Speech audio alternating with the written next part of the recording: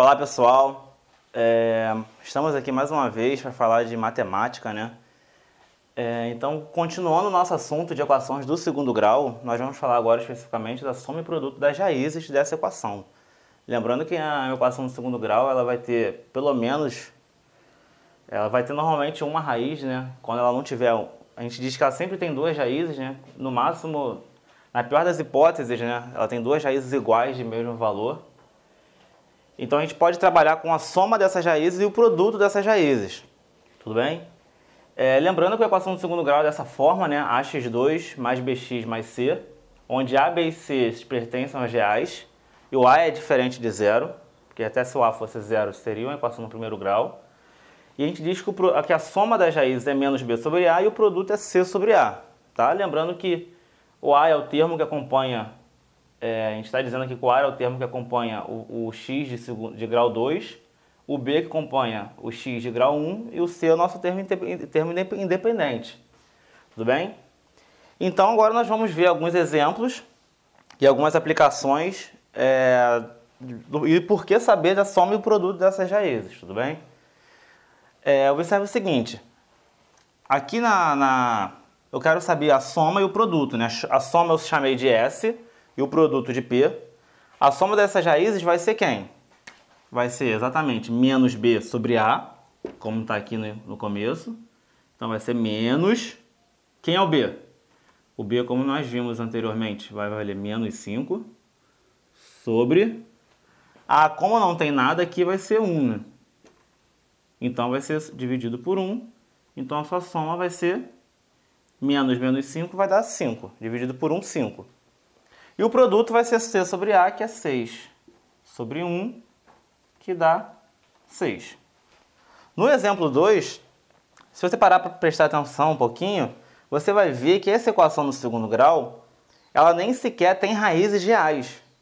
Mas isso não quer dizer que ela não tenha nenhum tipo de raiz. Ela tem raízes, porém ela não tem raízes definidas nos reais. Mas como ela tem raiz, ela vai ter soma e vai ter um produto que a gente pode determinar facilmente. E essa é a importância de saber isso aqui, que a soma é menos B sobre A e o produto é C sobre A.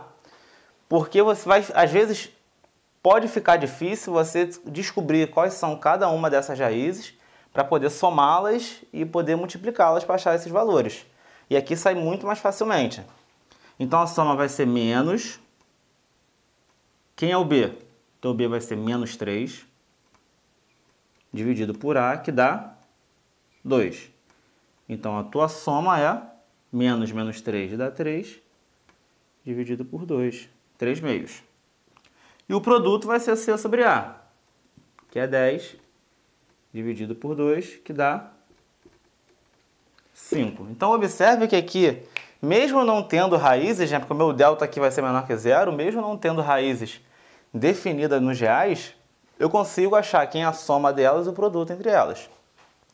E aqui nessa questão eu quero saber o seguinte, ó, na número 3 é o seguinte, determine a soma dos inversos das raízes da equação x² menos 5x mais 6 igual a 0. Então, as raízes são x1 e x2, e o inverso de x1 é 1 sobre x1, o inverso de x2 é 1 sobre x2, eu quero saber a soma entre eles. Para fazer isso aqui, de novo, mesmo caso do número 2, fica mais complicado eu achar cada uma, botar o inverso e somar. A gente pode aqui desenvolver, né? Fazendo a MC entre x1 e x2 é x1 vezes x2.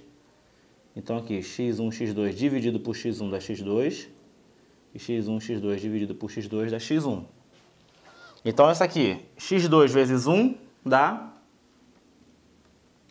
x1, x2, x2 vezes x1, x2, x1 vezes 1, x1. Então observe que a soma dos inversos das raízes, nada mais, nada menos que eu tenho o quê? x1 mais x2, que é a nossa soma. Então eu tenho a soma.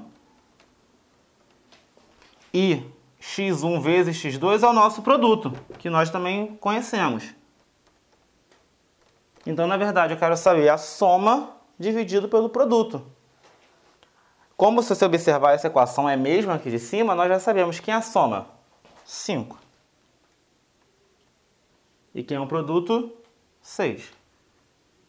Então esse é o valor da soma dos inversos das raízes. Tudo bem?